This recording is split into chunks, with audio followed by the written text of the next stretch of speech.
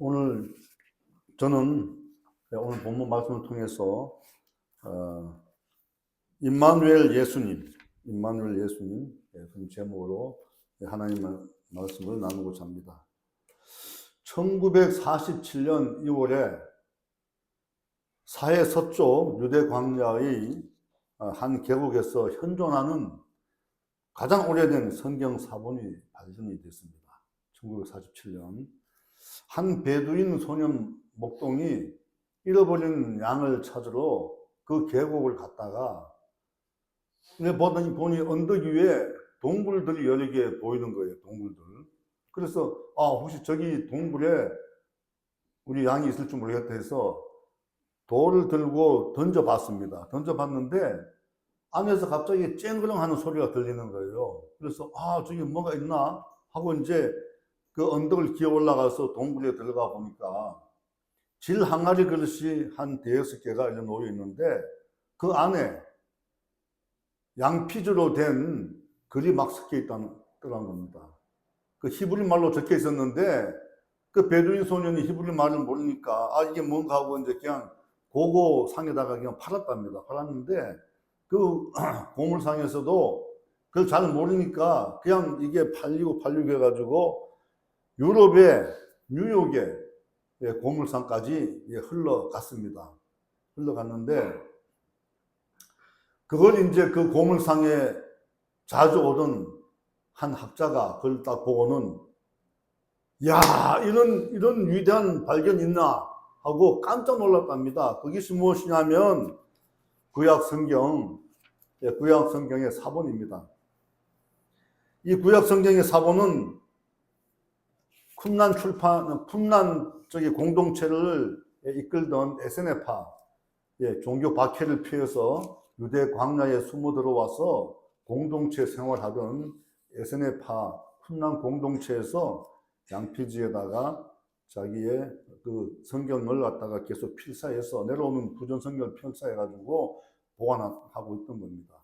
그게 주전 예수님 오시기 125년 전에 만들어진 성경인데 1947년도에 발견이 됐으니까 엄청난 오랜 세월 동안 그게 보존됐었던 거예요. 유대 광야니까 보존됐었던 거예요. 왜냐하면 거기가 너무 건조하기 때문에 이게 상하지 않습니다.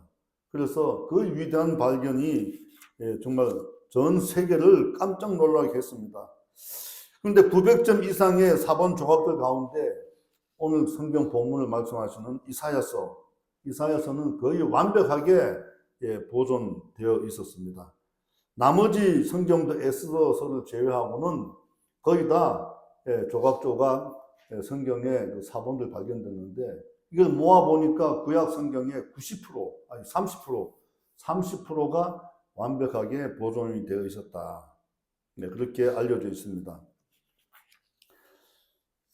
주후 6세기쯤에 유대인들이 자기네 성경을 다시 정리를 하는데 마소라에서 발견된 마소라 사본, 히브리로 된 마소라 사본을 가지고 성경을 만들었어요. 그런데 1947년도에 발견된 이 히브리 성경을 그 마소라 사본하고 대해서 봤더니 거의 완벽하게 토시만 좀 틀릴 뿐이고 똑같이 기록이 되어 있다는 것을 보게 됩니다. 그러니까 이 성경이 모세부터 시작해가지고 굉장히 오랜 세월 동안 지나왔는데 또 불구하고 구전으로 전해온 성경이 이렇게 정확하게 쓰여 있었다는 것입니다. 성경은 40명의 사람들에 의해서 쓰여졌는데 성령의 감동을 인해서 쓰여진 겁니다. 그래서 한치의 오차도 없이 신구약이 똑같은 일관된 메시지를 전하고 있다. 이렇게 우리가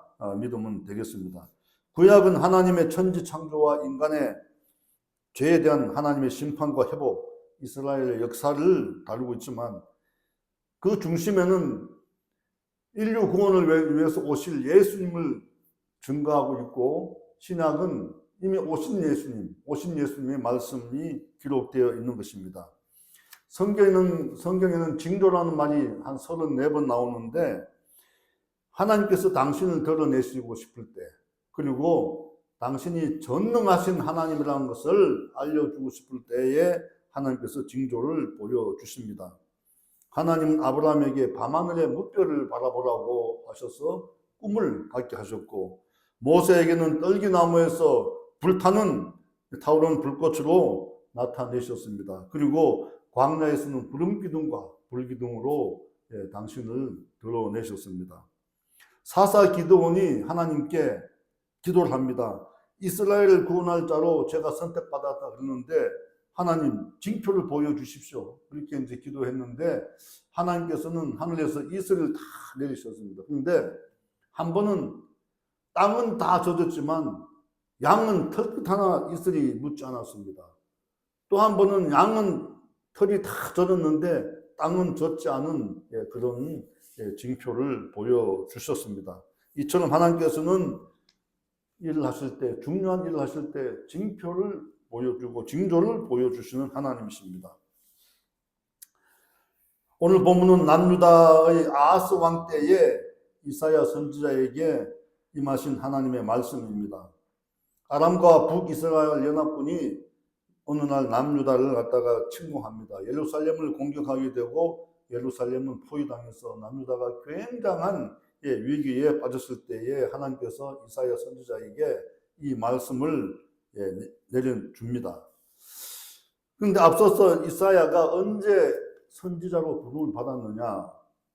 아하스 왕의 할아버지 우시야 왕이 죽던 해에 이사야가 선지자로 부름을 받습니다. 하나님께서는 이사야에게 남유다와 북이스라엘에 대한 환상을 보여주시는데 높은 보좌에, 이사야가 보니까 높은 보좌에 하나님 앉아 계신 거예요. 얼굴은 보이지 않는데 그 옷깃이 쫙 펼쳐져서 성전 문 앞까지 옷깃이 펼쳐져 있고 12명의 스랍들이 그 위를 왔다 갔다 하면서 하나님을 경배하고 찬양하는 모습을 보여줍니다. 그때 하나님께서 말씀하셨는데 누가 우리를 위하여 갈고 내가 누구를 보내며 누가 우리를 위하여서 갈고 이렇게 하나님께서 말씀합니다. 그때 이사야가 주님 제가 여기 있사오니 저를 보내주십시오 이렇게 얘기를 합니다. 그래서 이사야가 비로소 선지자로서 이제 하나님께서 선지자로 사용을 하시고 오늘 본문 말씀 이사야 7장 14절 말씀을 이사야가 아하스 왕 때 받게 되는 것입니다. 오늘 본문 이사야 7장 14절 말씀입니다. 그러므로 주께서 친히 징조를 너희에게 주실 것이라. 보라 처녀가 잉태하여 아들을 낳을 것이요 그 이름을 임마누엘이라 하리라. 아멘. 이 말씀은 하나님께서 인류 구원의 위대한 계획을 이룬 것을 말씀하신 건데 그 당시 아하스 왕 때에 너무나 유다가 공경에 빠져 있었기 때문에 유다 백성들에게는 희망의 메시지로 주신 것입니다. 그런데 그 메시지가 단순히 아하스 왕 때 국한된 것이 아니고 하나님께서 인류의 모든 구원을 이루기 위해 원대한 계획 속에서 이 말씀이 주어졌다는 것을 여러분 아셔야 됩니다. 이 예언이 700년 후에 유대 광야에서 베들레헴, 그 작은 동네 베들레헴 마을간에서 예수님이 탄생하심으로 이것이 성취가 되게 됩니다. 그런데 아하스 왕이 어떤 왕에게 하나님께서 이 말씀을 주셨을까요? 아하스 왕 때 주셨습니까? 이 열왕기하 16장하고 대하, 역대하의 28장 기록에 따르면 아하스 왕은 매우 악한 왕으로 기록이 되어 있습니다. 그동안 번영과 평화를 구가하던 남유다는 아하스 왕 때 몰락을 하기 시작합니다. 왜 몰락하게 되느냐? 아하스 왕이 바알과 몰렉 등 각종 우상을 엄청나게 숭배를 했습니다. 그는 몰렉 신을 갖다가 섬기면서 자기 자식을 불 가운데 지나가게 하고 자식들을 태워 죽이는 이런 일들을 악행을 서슴지 않았습니다. 산 위에 있는 푸른 나무마다 그 밑에다가 제단을 쌓고 제사를 지냅니다. 이스라엘 백성들도 산에 올라가면 나무마다 건물마다 거기서 제사를 지내고 음행을 하고 우상 숭배를 하는 이런 아주 악한 나라가 되고 말았던 것입니다. 그때 아람의 르신 왕과 북이스라엘의 베가 왕이 연합군을 형성합니다. 형성해서 예루살렘을 치게 됩니다. 루신은 홍해까지 점령을 해서 홍해 입구에 있는 에일랏을 점령합니다. 그리고 수많은 사람들, 지금 시리아 다메섹, 아람이 지금 시리아죠. 다메섹으로, 다마스쿠스로 끌고 갑니다. 그리고 이스라엘 왕 베가는 유다에서 하루에 용사 12만 명을 죽였다고 성경을 기록합니다. 그리고 주민들 20만 명을 사마리아로 끌고 갑니다. 사마리아를 끌고 가서 그곳에서 살게 하는 거죠. 이같이 처참한 상황에서 아하스는 하나님께 의지해야 되는데 하나님께 의지하지 않고 오히려 아수르 제국의 정복자 티글랏 빌레셀에게 도와줄 것을 요청합니다. 그러자 아수르가 이곳을 침략하게 될 것을 두려워한 주변 나라들이 오히려 유다를 공격해서 블레셋은 남방에 있는 성읍들을 이스라엘에 빼앗겼던 성읍들을 다 찾게 됩니다. 아수르 왕은 다메섹을 이제 치게 되죠. 아람을 치게 되는데 다메섹을 점령하고 아람 왕 르신을 죽여버립니다. 그런데 아하스는 다메섹에 아수르 왕이 이제 와서 점령하니까 그 아수르 왕한테 가서 조공을 바치고 아부하기 위해서 갔습니다. 갔는데 아람의 우상을 딱 보고는 깜짝 놀라서 그 우상을 가지고 예루살렘을 돌아옵니다. 그 모형을 그대로 예루살렘 성전에다가 우상을 세우고 거기다가 절을 하고 하는 그런 악행을 또 저지르게 됩니다.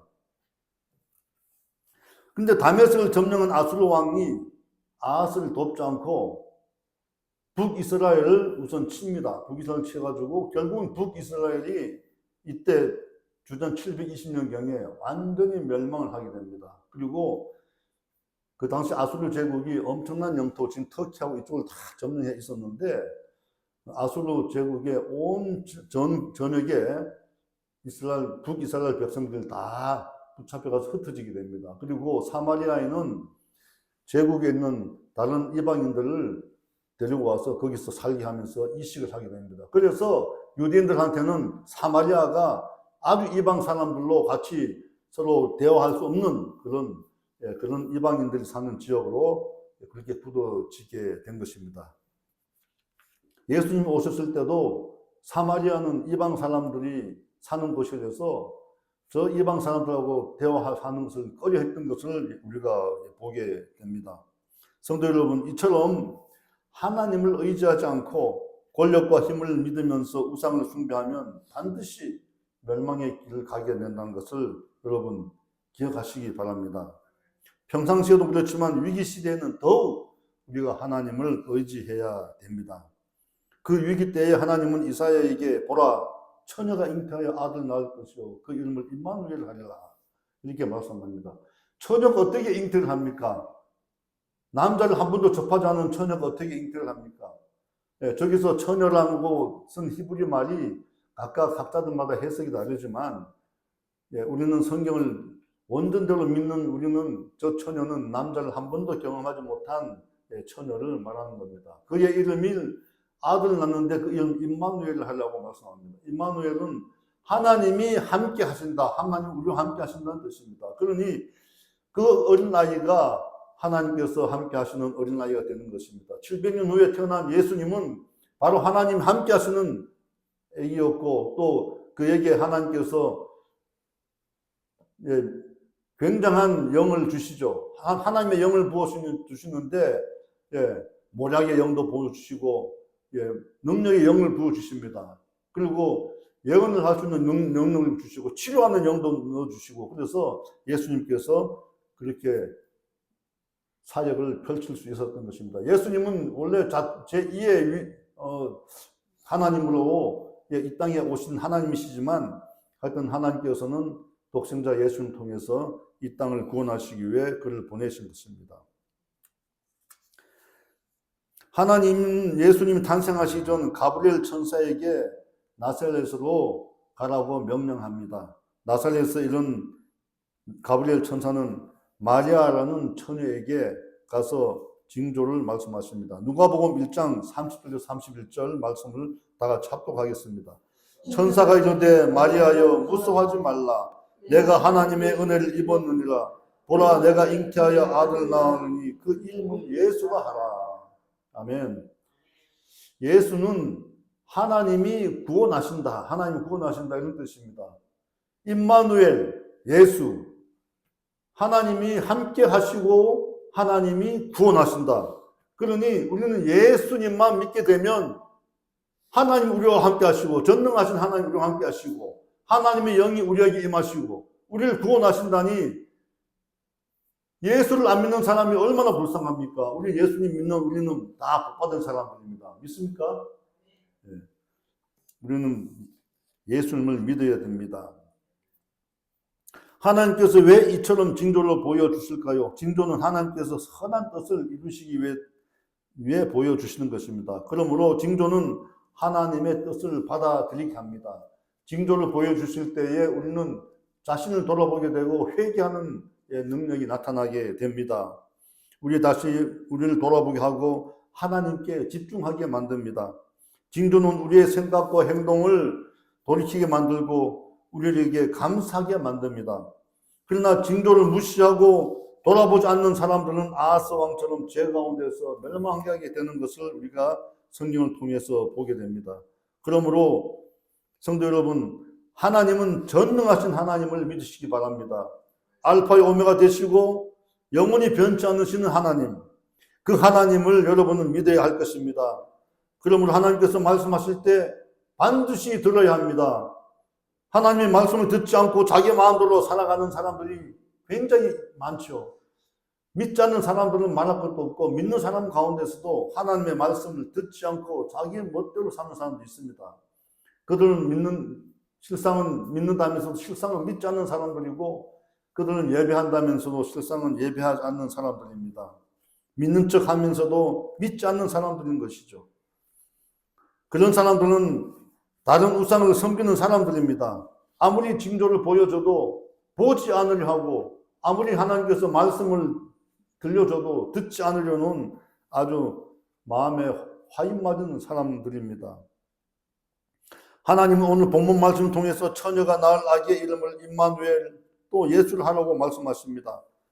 여러분, 사람은 태어나면 다 이름을 갖게 되죠. 이름은 그 사람을 나타냅니다. 이름을 들으면 우리는 얼굴을 보지 않아도 그분이 어떤 분이다 하는 것을 우리가 떠올리게 됩니다. 그리고 그 사람이 하던 말과 행동 또 앞으로 그분이 어떻게 인생을 살아갈 것인지를 우리는 다 예측할 수가 있는 것입니다. 제가 만약에 국민일보에서 이제 30년 있다 보니까 국민일보 사람들 다 잘 알잖아요. 얼굴을 안 봐도 누구 얘기하면 얼굴이 딱 떠오릅니다. 그리고 그분이 그동안 행동했던 것, 말했던 것, 또 앞으로 이분이 어떻게 살아갈 것인지를 우리가 정확하게 예측을 할 수 있습니다. 그것처럼 임마누엘 예수님이 어떤 분이시라는 것은 우리는 익히 성경을 통해서 이제 알게 되는 것입니다. 하나님은 이름도 지어주시지만 이름도 고쳐주시는 분입니다. 아브라함을 아브라함으로, 사례를 사라로, 또 야곱을 이스라엘로 이렇게 고쳐주셨습니다. 창세기 17장 4절에서 5절 말씀을 우리 다 같이 한번 합독하도록 하겠습니다. 보라, 내 언약이 너와 함께 있으니 너는 여러 민족의 아버지가 될지라. 이제 후로는 내 이름을 아브라함이라 하지 아니하고 아브라함이라 하리니 이는 내가 너를 여러 민족의 아버지가 되게 하려 함이라. 아멘.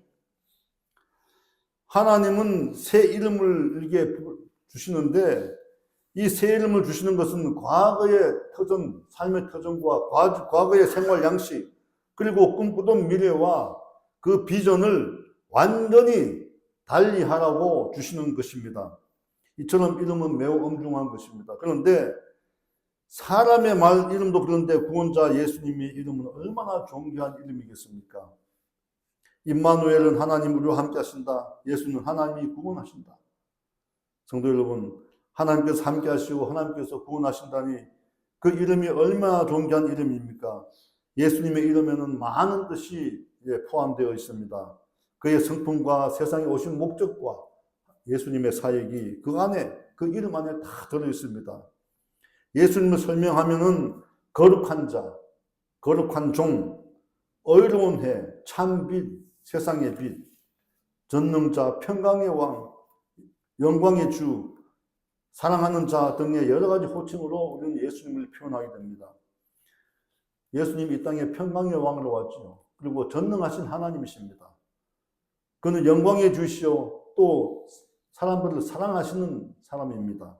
그렇게 이 땅에 오셨습니다. 또 요한복음에 보면 예수님은 당신을 나타내는데 7가지로 나타냅니다. 생명의 주, 생명의 떡, 선한 목자, 참 포도나무, 믿음의 주, 온전케 하시는 이, 건축자의 버린 돌, 모퉁이의 머릿돌, 교회의 머리, 반석. 이렇게 예수님은 스스로 당신을 그렇게 규정 지었습니다. 이처럼 예수라는 존귀한 이름은 무거운 짐을 짐진 자들에게는 그 짐을 벗겨주는 이름이요, 갇힌 자에게는 해방을 주고 가진 자에게는, 가난한 자에게는 희망을 주는 이름입니다. 보지 못하는 자에게는 보게 하고 또 위로를 받아야 할 사람에게는 위로를 주시는 하나님이십니다. 그 무엇으로도 살 수 없는 내적 평안을 우리에게 주시는 분이십니다. 하나님은 세상의 그 어떤 것에도 구원을 받을 만한 이름을 준 적이 없습니다. 오직 예수님, 오직 예수님께 구원받을 이름을 허락하신 것입니다. 그러므로 세상을 구원할 사람은 오직 예수님밖에 없다는 것을 여러분 믿으시기 바랍니다. 사도행전 4장 11절에서 12절 말씀을 우리 다 같이 합독하도록 하겠습니다. 이 예수는 너희 건축자들이 버린 돌로서 집 모퉁이의 머릿돌이 되었느니라. 다른 이로서는 구원을 받을 수 없나니 천하 사람 중에 구원을 받을 만한 다른 이름을 우리에게 주신 일이 없음이라. 아멘. 베드로가 성령 받고 나가서 말씀 전할 때 3,000명이 회개하고 돌아오는 역사가 일어났습니다. 그런데 유대인들이 베드로를 잡아서 공회에 세웁니다. 공회에 서서 베드로가 당당하게 오늘 이 말씀을 합니다. 너희들이 죽인 예수님께서 바로 교회의 주춧돌이 되고 교회의 머릿돌이 됐다. 그렇게 말씀을 하고 있는 겁니다. 임마누엘 예수님이 우리와 함께 하십니다. 전능하신 하나님, 알파와 오메가 되시며 영원히 변치 않으시는 하나님께서 우리와 함께 계시니, 예수님께서 우리와 함께 계시니 그 임마누엘 예수님을 우리가 평생 살아가면서 의지하시기를 축원합니다. 존귀하게 여기시기 바랍니다. 그 이름을 존귀하게 여기시기 바랍니다. 하나님이 인간에게 허용한 유일한 구원의 길은 오직 예수님을 믿는 길밖에 없다는 것을 여러분 아셔야 할 것입니다. 예수님을 통하지 않고는 그 누구도 하나님 앞으로 나갈 수가 없습니다. 예수님 없이 자기 스스로 구원하려던 사람들은 다 멸망했습니다. 여러분 잘 아시는 나폴레옹이 그렇고 또 독일의 히틀러가 그렇게 했습니다. 예수님은 어둠에 갇힌 자들에게 빛을 비추어 주십니다. 절망 가운데 있는 사람들에게는 희망을 주셨습니다. 그 예수님이 이제 다시 오신다고 우리에게 약속하셨습니다. 지금 우리는 대림절을 지내고 있습니다.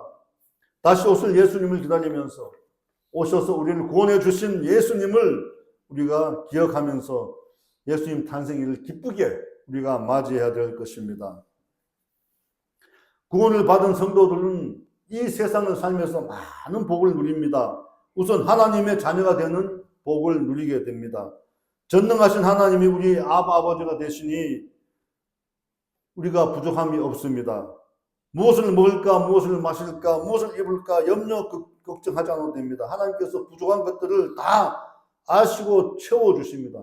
요즘 젊은 사람들은 교회 나오면서도 뭘 먹을까 미래를 위해서 미래를 굉장히 걱정합니다. 그런데 걱정하기 이전에 먼저 하나님을 진정으로 사랑하고 의지하고 예수님을 믿으면 그 걱정, 근심, 걱정이 다 사라지게 되는 것입니다. 예수님께서 다 채워주는 것입니다. 믿습니까?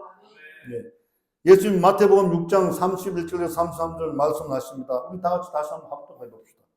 그러므로 염려하여 이르기를 무엇을 먹을까, 무엇을 마실까, 무엇을 입을까 하지 말라. 이는 다 이방인이 구하는 것이라. 너희 하늘 아버지께서 이 모든 것이 너희에게 있어야 할 줄 아시느니라.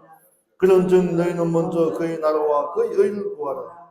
그리하면 이 모든 것을 너희에게 더하시리라. 아멘. 구원받은 성도는 이처럼 형통하게 됩니다. 하나님의 말씀을 지켜 행하시기 때문입니다. 신명기 29장 9절에 그런즉 너희는 이 언약의 말씀을 지켜 행하라. 그리하면 너희가 하는 일이 모두 형통하리라. 아멘. 구원받는 성도는 빛의 자녀로 살아갑니다. 예수님이 빛으로 오셨기 때문입니다. 빛의 자녀는 어둠의 길로 다니지 않습니다. 우리 요한복음 8장 12절 말씀에서 예수님께서 이렇게 말씀하십니다. 나는 세상의 빛이니 나를 따르는 자는 어둠에 다니지 아니하고 생명의 빛을 얻으리라. 아멘. 빛의 자녀는 어둠의 길로 다니지 않습니다. 악인의 꾀를 따르지 않습니다. 죄인의 길에 서지 않습니다. 하나님의 말씀을 좋아하여 주야로 하나님의 말씀을 묵상하는 사람들입니다. 구원받은 성도는 물된 동산 같은 사람들입니다. 시냇가에 심은 나무가 철을 따라 열매를 맺는 것처럼 그 잎사가 비가 마르지 않은 하듯이 예수님이 주시는 부활의 생명으로 충만하게 늘 생명력 있는 삶을 살아가게 됩니다.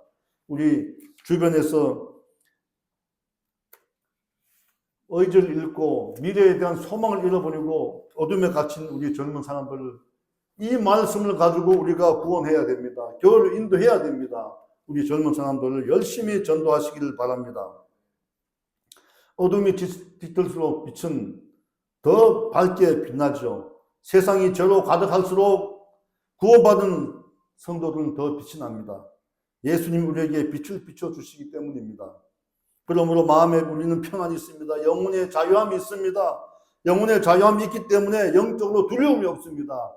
예수 믿게 되면 두려움이 없어지는 것입니다. 구원받은 성도는 예수님 오신 그 복된 소식을 우리가 시온에 알려야 됩니다.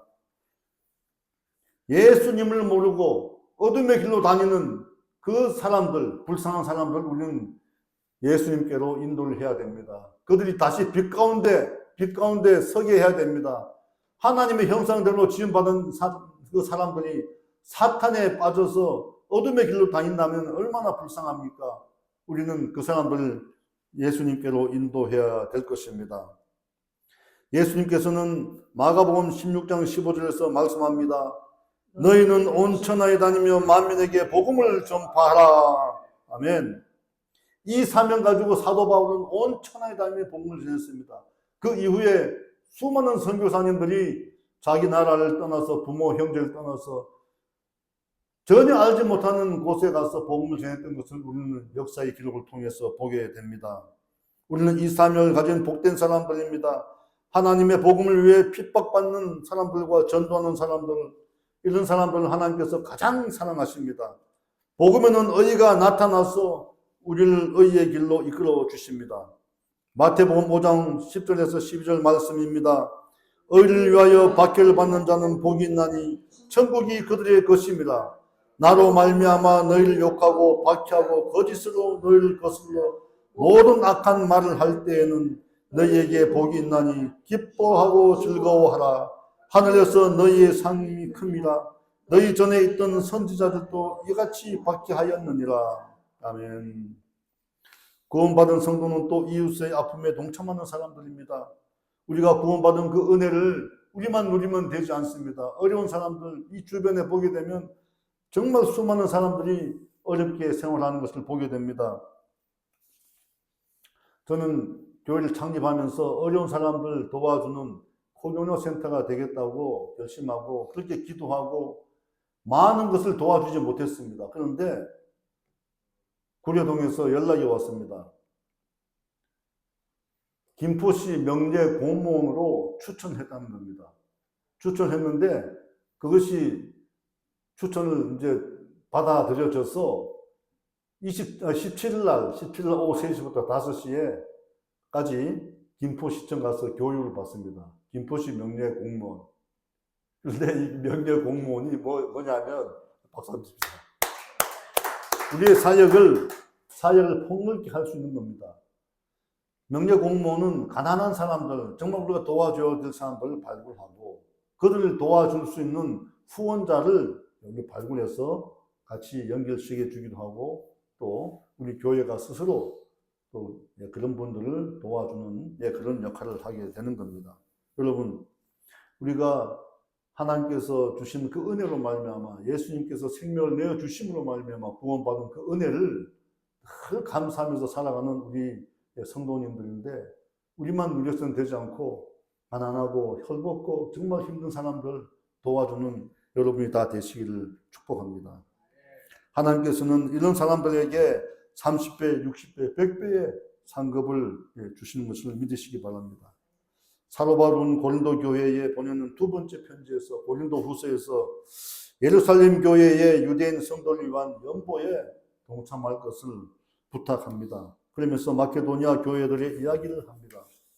빌립보, 데살로니가, 베레아 교회가 속해 있는 마케도니아 지역은 로마 제국의 지배를 받고 있는 지역입니다. 거기는 금, 은, 구리 이런 지하 자원이 굉장히 많은 지역인데 로마 제국에 착취당해서 다 그걸로 빼앗겨 버렸습니다. 심지어는 산림 이용권마저도 빼앗겼습니다. 그래서 굉장히 경제적으로 낙후된 지역이 되고 말았습니다. 특히 교인들은 예수를 따른다는 이유로 사회적으로, 정치적으로, 경제적으로, 문화적으로 차별과 배척을 받는 상황이 됐습니다. 여러분, 지금 우리도 어디 가서 예수님을 믿나 그러면 세상 사람들로부터 왕따를 당합니다. 그런데 로마 제국 안에 있는 식민지였으니까 로마 황제가 신입니다. 신인데 예수를 믿으니 그 사람들이 왕따를 시키고 경제, 사회, 문화적으로도 전부 배척을 하게 된 겁니다. 그러니 얼마나 가난한 상태가 됐겠습니까? 매우 가난한 상태에 있는데 고린도 교회의 성도님들이 사도 바울이 예루살렘의 유대인들을 위해서, 이방인들을 위해서 우리가 연보를 해야 되겠다 했더니 그 가난한 상황 내에서도 연보를 아낌없이 내놓게 됩니다. 사도 바울은 그것이 너무 감사해서 고린도 후서에다가 그것을 쓰게, 마케도니아 사람들이 그렇게 가난한 상태에서도 연보를 많이 하게 됩니다. 그래서 그걸 고린도 교회가 전하면서 마케도니아 교회를 소개를 하고 있는 것이죠. 최경주 선수가 최근에 국민일보에 역경의 열매를 연재를 하고 있어요. 연재하고 있는데 극동방송에서도 최경주 목사 부부가 나오셔서 김장한 목사님하고 인터뷰하는 것도 저는 들었는데, 최경주 목사는 이런 얘기를 합니다. 한국의 골프 영웅이 아닙니까? 영웅인데 골프에서 가장 중요한 것이 무엇이냐 물어봤습니다. 골프를 치는 사람들은 알죠. 골프에서 가장 중요한 것은 다 각자 자기 나름대로의 그런 생각을 갖고 있습니다. 골프채를 잡는 이 그립부터죠. 그립. 그 다음에 스윙 궤도, 스윙 속도, 그 다음에 다리의 안정, 어드레스의 안정감, 뭐 이런 것들 다 얘기하는데 최경주 선수는 그립을 가장 중시한다. 그립. 골프채를 잡는 그 손 그립, 이것이 제대로 잡혀 있지 않으면 모든 것이 헝클어져서 골프볼을 제대로 맞출 수가 없다는 겁니다. 그러면서 그는 이런 얘기를 했습니다. 우리 인생에서 그립을 바로 잡는 것이 매우 중요하다. 우리 인생에서 그립은 무엇이냐 했더니 성경 말씀입니다. 이렇게 얘기하시는 겁니다. 할렐루야. 최경주 선수가 얼마나 믿음이 좋은지 인생에서 그립은 성경 말씀이라고 이렇게 얘기를 합니다. 그런데 최경주 선수가 원래 믿음이 없었는데 그 부인이 굉장한 믿음을 있는 사람입니다. 밤마다 최경주 선수가 피곤해 떨어져서 잠을 자게 되면 그 발을 붙잡고 기도했답니다. 예수님 믿게 해달라고 기도하고 세계 최고의 선수가 되게 해달라고 기도했답니다. 그랬더니 최경주 선수가 믿음을 갖게 되고 정말 한국이 낳은 세계적인 골퍼가 되지 않았습니까? 여러분, 이처럼 기도가 중요하고 예수님을 의지하는 것이 중요하다는 것을 여러분 잊지 말아야 될 것입니다. 최경주 선수는 맨 모래에서 연습을 했답니다. 그 피나는 눈물을 잔디에서 하지 않고 맨 땅에서 했다고 그래요. 그러면서 그 이유를 물어봤습니다. 왜 맨 땅에서 연습을 하느냐 했더니 잔디를 믿지 말라는 겁니다. 잔디는 치게 되면 부드럽게 스쳐서 치게 되죠. 그리고 파란 잔디는 얼마나 아름답습니까? 거기 파란 잔디를 밟게 되면 정말 마음이 상쾌해집니다. 우리가 사람이 푸른 이파리를 볼 때 눈이 가장 편안하다 그래요. 그런데 파란 잔디를 보게 되면 굉장히 마음이 편안해지고 기분이 좋습니다. 그런데 잔디는 사람을 속인다는 겁니다. 골프를 속인다는 겁니다. 왜냐하면 잔디에 볼이 떠 있는데 치는 순간 볼이 가라앉을 수도 있고 잔디가 주저앉을 수도 있고 그래서 사람을 속인다는 거예요. 그래서 잔디를 절대 믿지 말라고 그렇게 얘기를 합니다. 그러면서 세상을 절대 믿지 말라 그렇게 얘기를 합니다. 세상은 우리에게 유혹을 가져다 주기도 하고 즐거움을 가져다 주지만 그 세상이 주는 즐거움과 유혹을 우리는 절대 믿어서는 안 된다고 그렇게 얘기하는 것을 역경연을 통해서 저는 듣게 됐습니다. 성도 여러분, 이처럼 세상이 어렵더라도 우리는 예수님만 바라보고 나가야 됩니다. 여러분 마음속에 혹시 염려, 근심이 있다면 다 떨쳐버리십시오. 두려움이 있다면 다 떨쳐버리십시오. 오직 예수님, 오신 예수님, 또 다시 오실 예수님을 우리가 기대하고 또 기뻐하면서 이 땅을 힘차게, 이 세상을 힘차게 살아가야 될 것입니다. 오직 예수님을 믿고, 오직 예수님이 구원자라는 것을 잊지 마시고 확신하고 예수님을 따라가는 성도 여러분 다 되시기를 축원합니다. 축원합니다. 아멘. 우리 고요한 밤, 거룩한 밤을 부르도록 하겠습니다.